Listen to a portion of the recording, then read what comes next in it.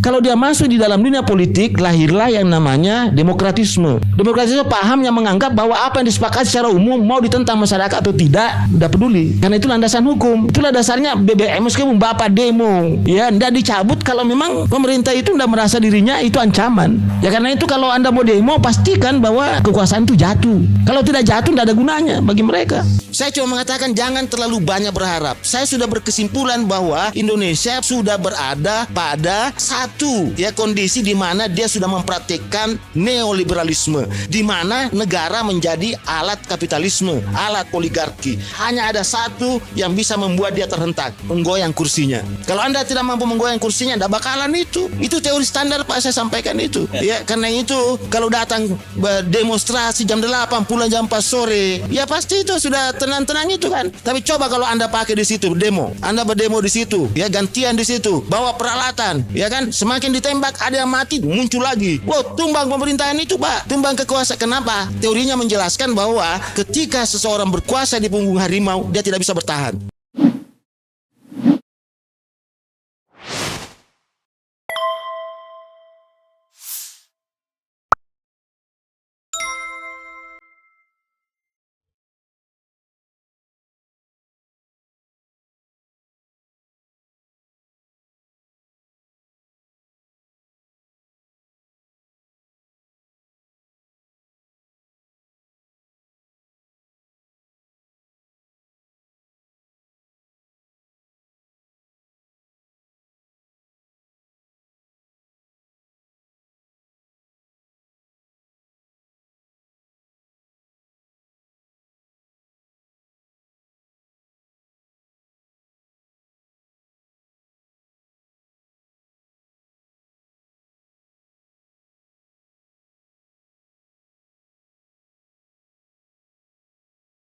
Ya, saya akademisi ilmu politik. Kalau ilmu saya diterapkan dengan baik, saya yakin itu.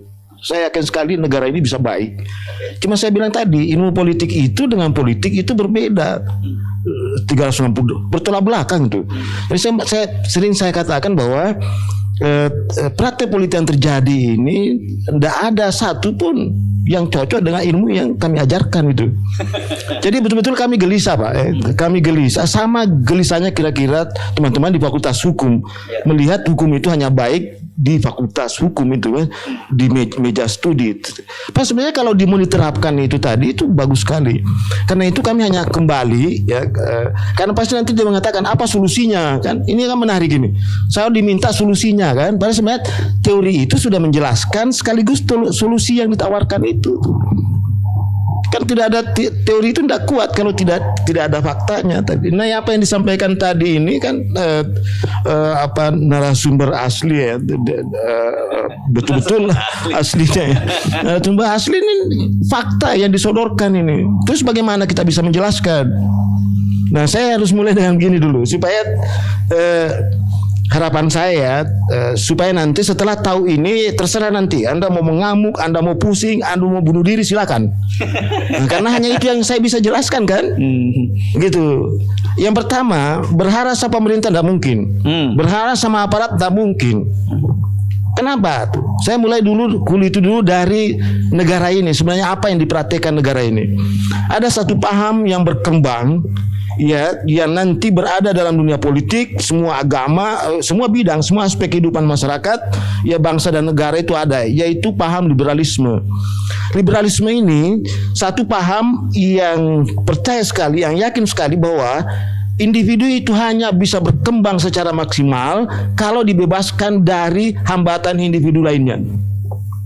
Ya itu. Karena itu seruan liberalisme ini kepada seluruh masyarakat, kepada seluruh bangsa itu disinggungnya dengan mengatakan bahwa banteng-banteng yang cacat, yang sudah tua, sakit-sakitan itu harus mati. Ya, saya ini menghaluskan ini. Sebenarnya dia mau bilang orang tua yang tidak ada manfaatnya mati aja. Ya dia cuma mengatakan banteng-banteng yang cacat, sakit-sakitan yang sudah tua itu tidak ada gunanya Anda hidup. Kalau Anda hidup hanya membebani generasinya tuh. Karena itu sebaiknya Anda meninggal, sebaiknya Anda mati. Kalau Anda mati ada dua surga yang saudara dapat.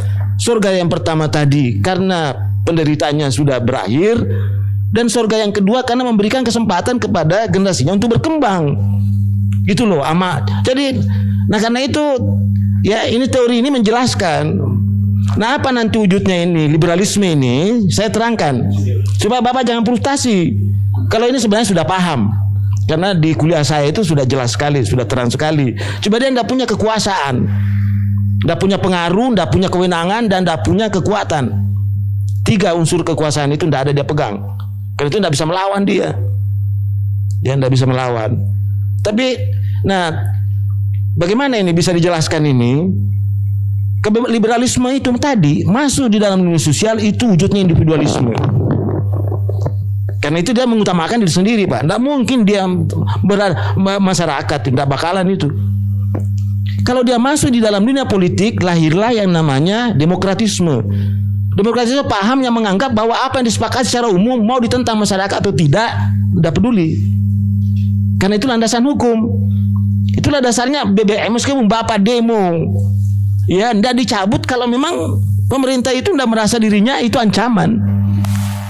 Ya karena itu kalau Anda mau demo pastikan bahwa kekuasaan itu jatuh. Kalau tidak jatuh tidak ada gunanya bagi mereka.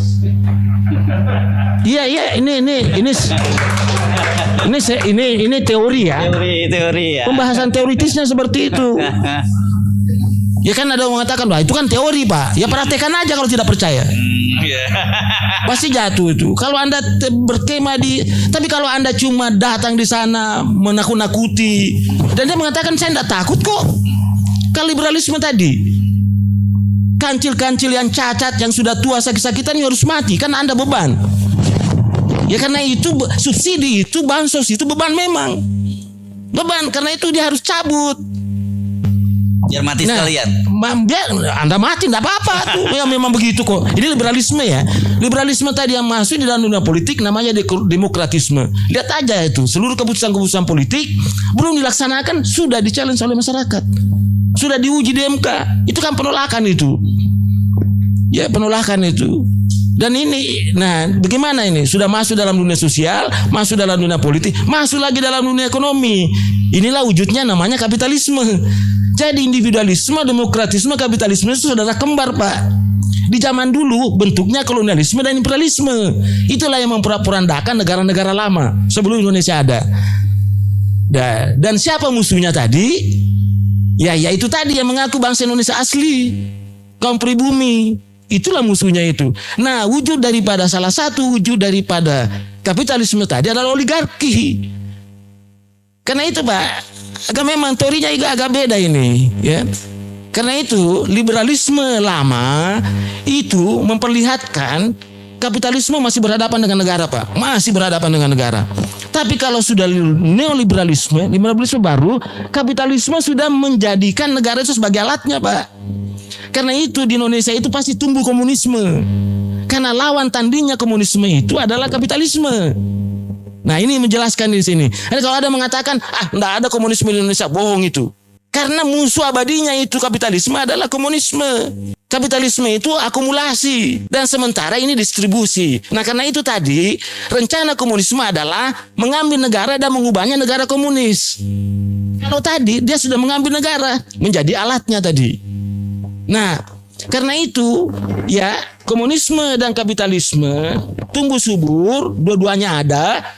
Karena itu menjadi sasaran itu kaum pribumi Indonesia asli, bangsa Indonesia asli, dan tentu Islam mayoritas. Itu yang dijadikan alat untuk saling menyerang keduanya. Karena itu kedua kelompok ini berpecah. Nah itu juga indikator ketika ada kapitalisme sangat kuat di negara itu atau neolib ya, dan komunisme ada, pasti pembelahan sosialnya sangat tinggi. Percaya saja. Ya silakan aja meneliti. Itu teori standar itu. Ya artinya itu disintegrasi itu sangat tinggi itu. Ya disintegrasi politik ya tentu ancaman terhadap stabilitas, dan sudah pasti tidak ada istilah tadi kan pertanyaannya, terus bagaimana dengan pemerintah? Tidak bisa. Ini apalagi situasinya kan menarik. Ya kapitalisme ingin sistem kapitalisme, ya, Barat sistem ekonominya kan sistem ekonomi liberal, ya kan. Sementara komunisme ingin sistem komando, ya kan. Sementara rakyat ingin berusaha sendiri, namanya sistem ekonomi kerakyatan ini. Ini ada 3 ini sistem ekonomi bertarung di Indonesia, ya kan. Nah, apa yang saya sarankan di sini, hentikan itu konglomerasi. Hentikan itu liberalisme, hentikan itu pasar bebas. Artinya kalau pasar bebas, bikin pasar itu tertutup. Karena itu jangan impor. Ya, boleh ekspor tetapi politik pangan sudah terpenuhi. Itu. Tapi kan tidak ada jaminan seperti itu.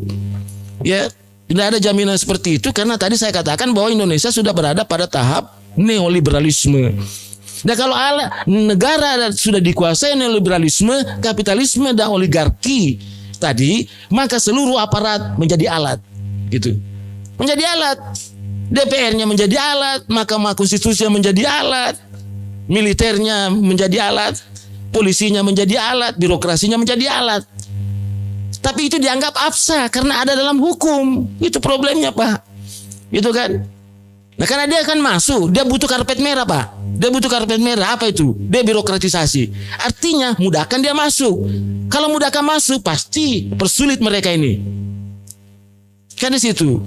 Tapi begini, kampus itu kan sebenarnya harus juga mempelajari yang begini supaya dia tahu. Yang saya khawatirkan itu kalau dia sudah berada di liberalisme, tapi dia tidak paham itu. Dia menganggap apa yang saya lakukan ini baik gitu kan. Dia tidak sadar itu. Ini kan tadi yang misalnya gini, kok kenapa ada istilah subsidi itu? Kan ini istilah ini dungu ya. Kalau pakai logika itu. Dalam teori welfare state, negara kesejahteraan, lah memang tugasnya negara seperti itu. Jadi tidak ada istilah subsidi. Makanya saya bilang subsidi itu, bansos itu, seperti CSR itu sebenarnya adalah suap politik kepada rakyat agar jangan berontak, agar kapitalisme ini tidak terganggu, agar oligarki ini nyenyak tidurnya tuh. Dikasih landa seperti itu. Yang seharusnya tidak perlu dibicarakan, yang perlu diusir itu oligarki. Yang perlu diselesaikan itu kapitalisme tadi. Yang perlu disadarkan pemerintah. You jangan jadi alat kapitalisme, you jadi bagian daripada oligarki itu. Itu harus disadarkan bahwa rakyat sejahtera makmur itu tujuan negara itu tadi. Jadi sudah clear itu. Sumber daya manusia. Kan negara menyelenggarakan pendidikan. Tujuannya lahir orang-orang cerdas, orang-orang hebat untuk memperkuat kapabilitas ekstraktif sistem politik kita. Untuk apa itu? Supaya seluruh sumber daya yang ada, sumber daya alam tadi dikelola oleh sumber daya yang hebat, ya kan? Lahirlah sumber daya buatan yang kita pakai sama-sama. Kan tadi ada tambang nih, tambang minyak. Diolah oleh orang pintar, kemudian jadi bensin, jadi solar dan sebagainya, didistribusikan kepada masyarakat supaya dia sejahtera, supaya dia makmur. Itu tujuan negara didirikan tuh. Ya. Nah, tadi saya jelaskan bahwa ternyata ya ada penyimpangan dari penyalahgunaan teori negara oleh liberalisme tadi. Ya, kalau masalah tadi ya testimoninya Bang Batia, berarti dugaan saya benar bahwa Bu Sri Mulyani itu adalah agen neolib itu kan. Saya memang mencurigai karena gini, kalau teman-teman di ekonomi mempelajari ekonomi ANSI dalam pengertian utang dan investasi, dia akan melihat itu sebagai financial resources. Tapi kalau saya di ilmu politik mempelajari ekonomi politik, utang dan investasi itu ancaman, bahaya itu. Itu masuk neokolonialisme, imperialisme di situ. Ya. Apa dalilnya tadi? Banyak teori pembagian dua dunia menjelaskan ada itu. Teori pembangunan. Kalau semua pembangunan itu bertujuan baik itu, tidak ada itu teori underdevelopment itu. Tidak ada itu teori ketergantungan. Kan itu semua teori-teori yang harus dipelajari teman-teman di ekonomi. Bahwa ada loh namanya teori ketergantungan, ada loh namanya teori dependensi, ya. Teori underdevelopment, ada teori neoliberalisme, Ya kan? Sekarang ini apa caranya negara lain untuk menguasai kita, sumber daya kita? Ya pakai teori neoimperialisme tadi. Didik orang banyak. Ya. Jadikan dia kaki tangan, jadikan dia komprador masuk. Ya kan? Supaya dia bekerja untuk negara lain. Kan dia tenang. Makanya tadi kan saya bilang tadi, kalau mau aman tempatmu, mau nyaman tidurmu, tidak ada pilihan lain sekarang kecuali berkoalisi 3 kelompok. Yang pertama bandit politik tadi yang terbawa bandit, Anda jadi bandit. Iya kan? Misalnya jadi preman, yang kuasai lahan itu Anda yang di situ jadi premannya. Itu pasti ada di situ kan? Atau misalnya dalam pilkada Anda yang bagi-bagi duit itu tadi, yang menyuap itu tadi kan. Ya untuk kepada rakyat. Nah, ini rakyat harus disadarkan juga. Nah, itu saya tadi penjelasan saya sebenarnya untuk memberikan pemahaman ya kepada seluruh masyarakat Indonesia bahwa jangan terlalu banyak berharap perubahan sekarang. Bahwa hitungan ekonominya, datanya Pak Antoni sudah siang malam selalu menyebut kok. Gitu. Saya cuma mengatakan jangan terlalu banyak berharap. Saya sudah berkesimpulan bahwa Indonesia sudah berada pada satu kondisi di mana dia sudah mempraktikkan neoliberalisme, di mana negara menjadi alat kapitalisme, alat oligarki. Karena itu jangan pernah berharap petani, nelayan, peternak itu bisa berdaya, dalam ini hidup sejahtera. Tidak ada ceritanya itu.